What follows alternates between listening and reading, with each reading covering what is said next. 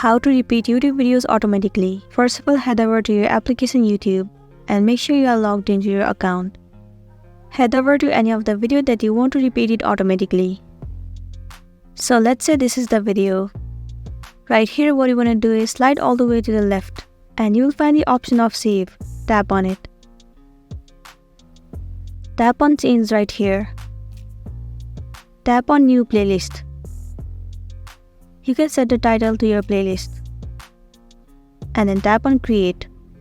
Once you have created a playlist, go back and head over to your library section. Now right here in this section, search for the playlist that you have just created and then head over to it. Tap on the video. Now right here, what you want to do is just tap on this icon right here. Now whenever you play this video, it will repeat it again and again automatically and you'll be good to go. So that's it, and this is simply how you can repeat your YouTube videos automatically. I really hope this video is gonna be helpful for you. Thank you for watching it till the end.